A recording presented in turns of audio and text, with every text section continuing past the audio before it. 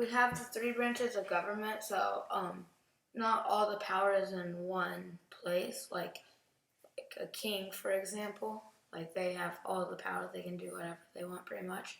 Here we have it spread out, so like one group can't just take over the whole system.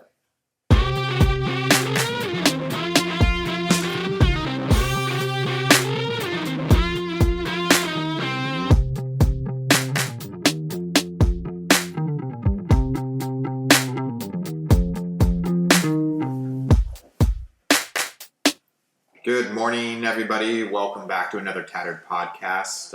Back here with the boys today after an eventful weekend. My brother was in town from Reno. The boys' uncle. They did some fun stuff with them. Wesley, what's one of your favorite things that you did this weekend with Uncle Keith? One of my favorite things that we did this weekend was probably going to Universal. It was really fun. We went on a bunch of different rides, like the Transformers was probably one of my favorites, and the Mummy. Transformers and the Mummy. Cool. Did you do that? I remember going there, and they had that studio tour of the studio backlot. Did you guys do that? Yeah, that was really cool. Got to see all of the stuff, like where they produce movies and stuff. It's really fun. Awesome. And Will, what about you? What's your favorite thing this weekend with your uncle? My favorite thing was either Universal or Dave & Buster's, probably. Cool. What was your favorite game that you played at Dave & Buster's? It's this wheel game where it's basically a wheel, and you hit the button to drop a ball, and you have to get the ball in one of the up slots, but if you miss, then you lose. I've gotten really good on it. It can basically win the bonus every single time I play it. All right, so if you guys don't understand, like Dave & Buster's has games where you used to play for tickets back in my day, but now they put all the quote-unquote tickets onto the power card, and you can go to the little shop at the end and get stuff. So Will plays this game, and he's got it pretty much gamed out so that you can win the jackpot pretty much every single time.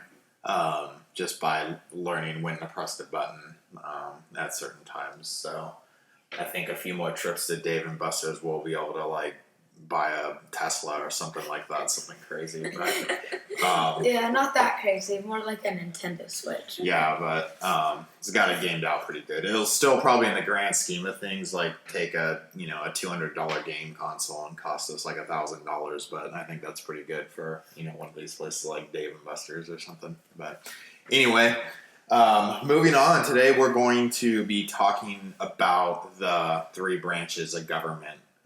Will, can you tell me what the three branches of government are? Legislative, executive, and judicial.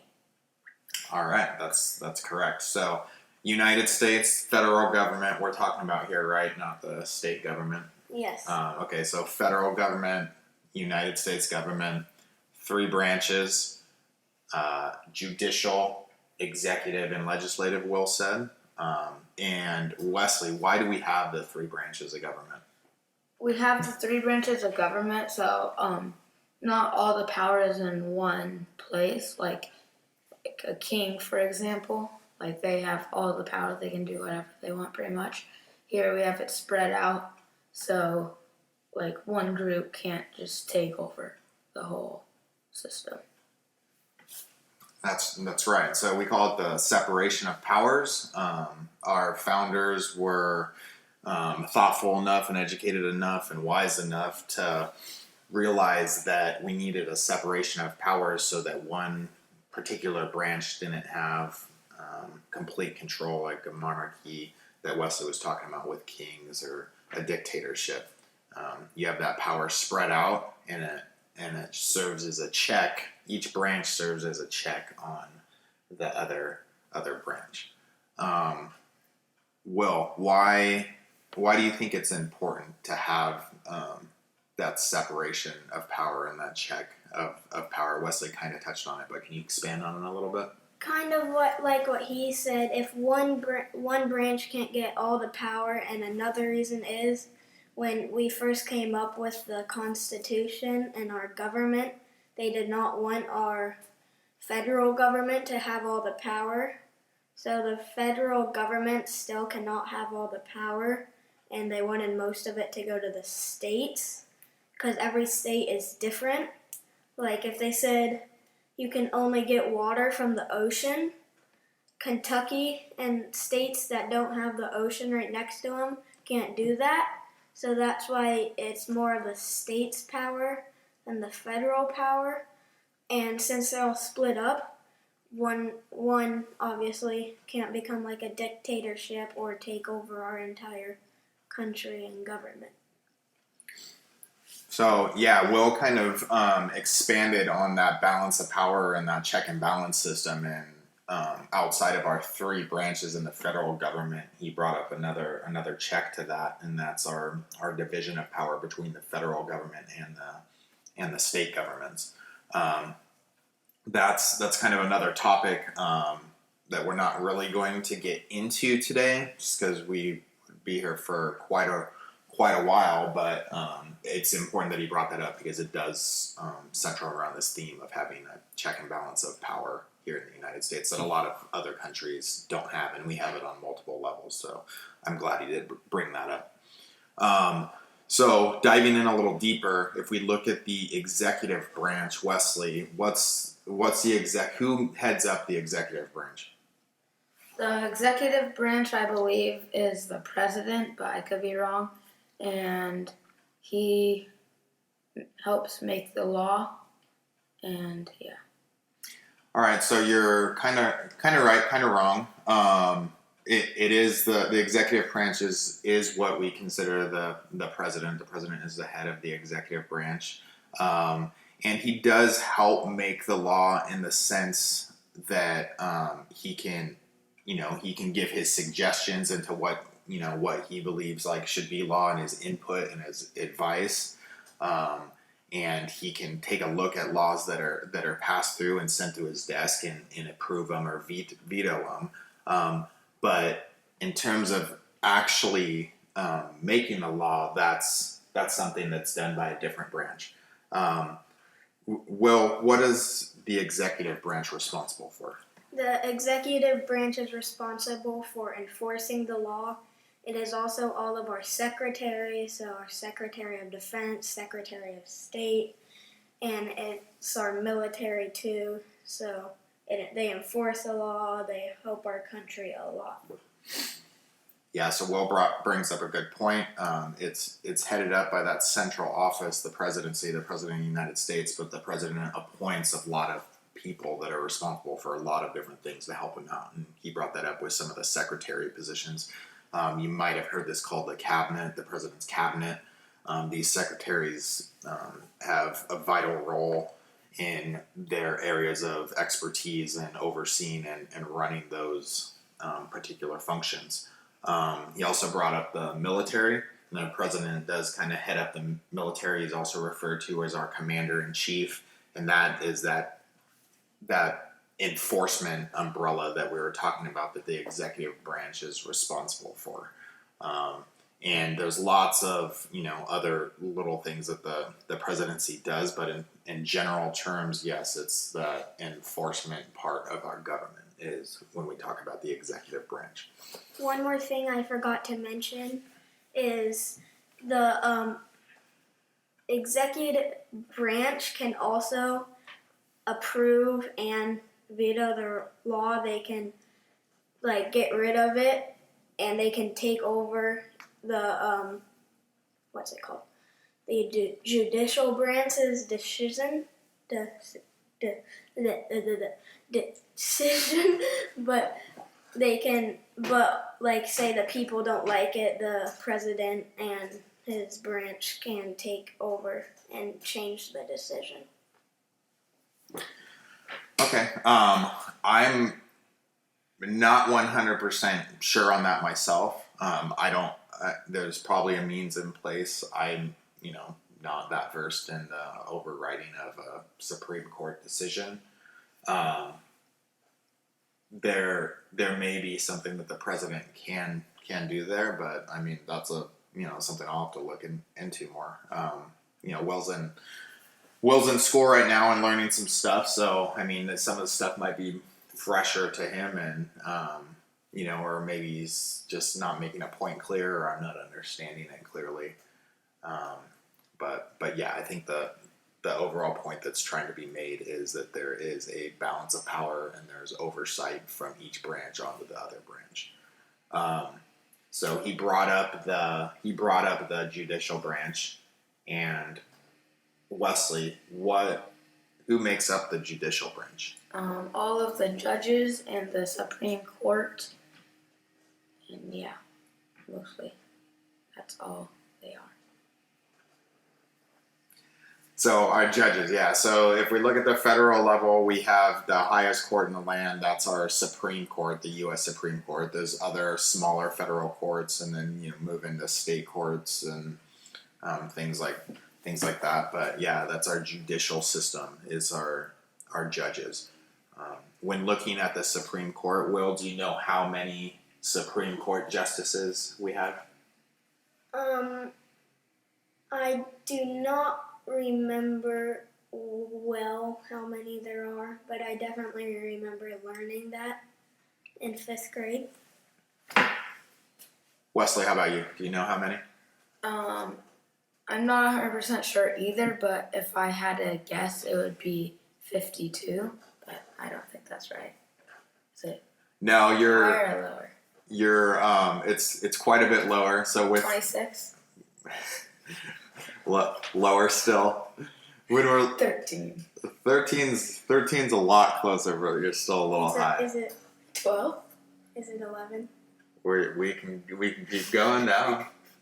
1? Higher than 1. So now we're at a level where we're lower and not higher. Okay, so Supreme Court justices, there's 9. There's 8 Supreme Court justices, and there's 1 Chief Justice. So there's 9 total Supreme Court justices. And how did the justices or Supreme Court judges get into the position that they are in? Are they elected into it, or is it by state? I'm not sure. No. Well, I am not clear on the question, and I don't understand what you said that much. okay. So we said there's 9 Supreme Court justices. Okay. How do the Supreme Court justices get into their position? I am not sure on that question either. Okay, that's fine. So the Supreme Court justices are all appointed by the president. Okay, so they're appointed by the president, so they serve. You know how long they serve? Wesley? I think they serve until they either don't want to anymore or until they die. Yeah, so it's a lifetime appointment, correct. So the president appoints them. It's a lifetime appointment, so it's a pretty powerful position, and it's an important function of the presidency when you are president, if a Supreme Court justice position becomes available, to appoint that person, because that person is going to serve until they don't want to serve anymore or for their entire lifetime. So that can go across like multiple presidencies and administrations. But there's another piece in that process, and that's called the confirmation. And the Senate will review the president's appointment and have a confirmation hearing and a process to say whether that person is going to be assigned to that position. So that's that check on power and balances and stuff that we were talking about. So what does the judicial branch do? What is their responsibility? Will? They interpret the law. Yeah, so they interpret the law. So we talked about the executive branch that enforces the law. Judicial branch is interpreting the laws that are made, and sometimes there's confusion and there needs to be clarity on something, or maybe there's a question that hasn't really been posed before and we're trying to decide how it should be interpreted, and that's the responsibility of the Supreme Court, and then on a lower level, the judicial branch. They make decisions and determinations on what happens or how it should be looked at, or was it violated or was it not, things of that nature. So we will move on now to the final branch of government, which is, what's the one we're missing? Legislative branch. And Wesley, what's the legislative branch responsible for? Well, I said it earlier. They make the law. I think. No, wrong again. You seem to be lacking in some of the confidence in your answers. Do they make the law, or do you think they make the law? They make the law. Yeah, the legislative branch is responsible for making the law. And what's the legislative branch made up of, Will? The legislative branch is made up of the House of Representatives, and then I believe it's the Senate, but I might not be right on that. Yeah, you're correct. It's there's the two houses, or the two branches of the legislative branch, and that is the House of Representatives and the Senate. Do you know how many senators we have total? Is it 12? Is it 2 for each state? Yeah, it is. It's 2 for each state, so 12 is wrong. 2 for each state is right. So if it's 2 for each state, what's the total, Will? 2 times 50 is 100. 100. Good. I asked Will the question and Wesley answered, so perfect. Yeah. Just what we want. I remember that when you said it, but I wasn't sure if it was the House of Representatives or the Senate. Okay, so you think the House of Representatives is 12? No, I think it's 100. Okay, so Wesley, you said the Senate was 2 for each state for the Senate, correct? Yes. Do you know about the House of Representatives? No. Okay, do you think it's higher or lower? Lower.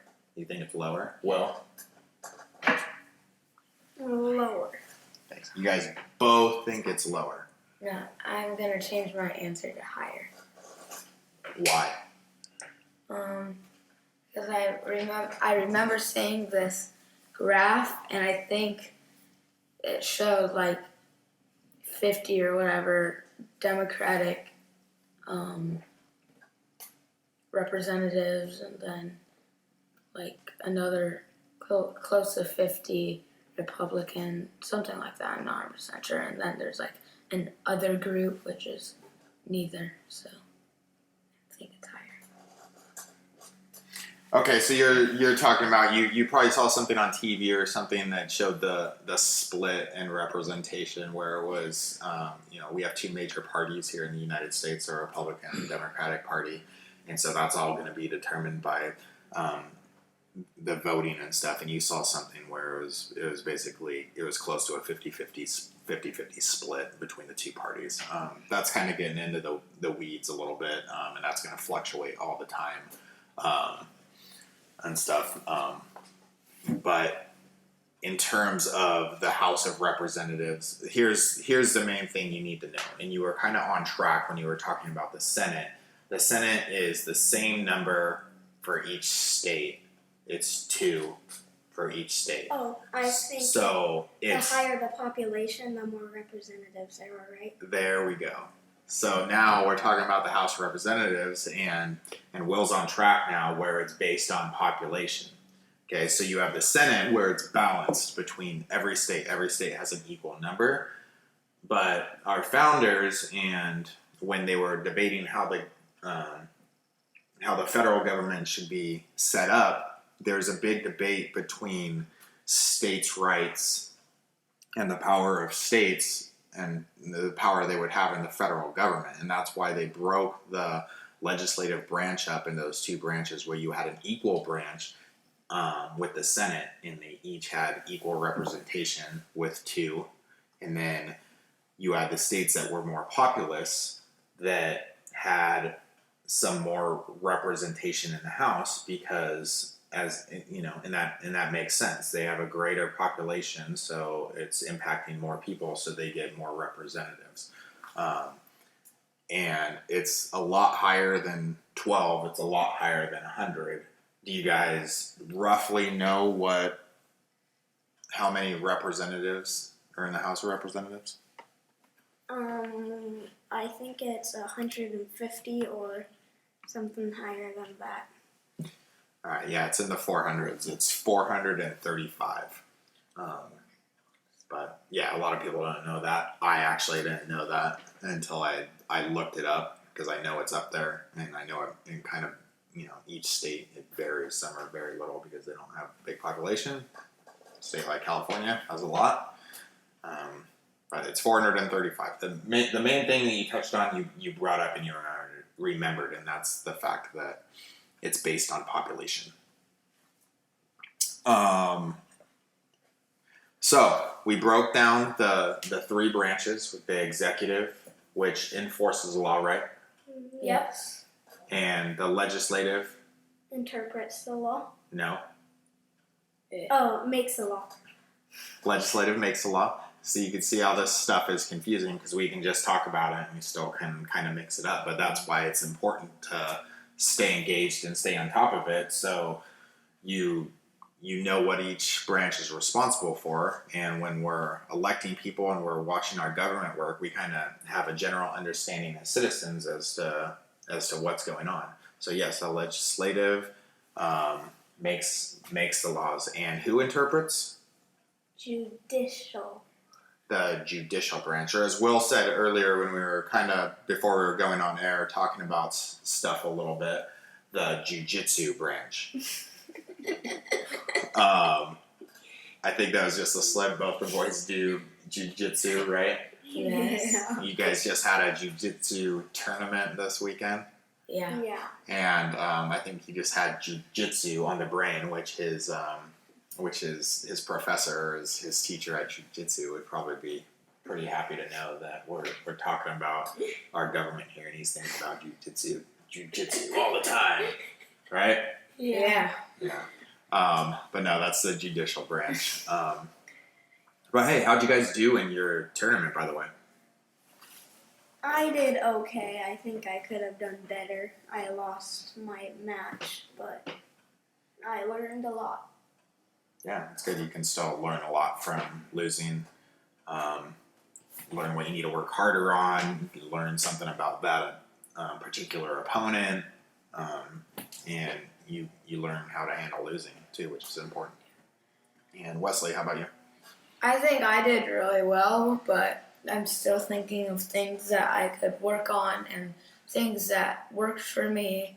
And it's easy in the tournaments in our academy because we know what different students do. So, but I think it would be harder when I go outside of the academy, so I'm thinking of what I can improve on. But I won my match, and it was kind of set up differently this time in the tournament. There was 2 teams, and just each person went up once against someone from the other team, and we ended up winning 13-12. Yeah, so it was an in-house tournament, so it was just inside their academy, and they set it up in a team format, like Wesley was saying, where everybody just fought one match on each team, but they kept score between the 2 teams. So it was really close, really balanced. Fun couple hours to watch the kids go hard and get after it. All of them fought really hard. So anything else you guys would like to add to today before we close? Nope, I think that's it. We covered a lot today. All right, yeah, good review. You can tell, like we mentioned before, some of this stuff's tricky and complicated. It's important to keep talking about, familiarize yourself, listen to this stuff.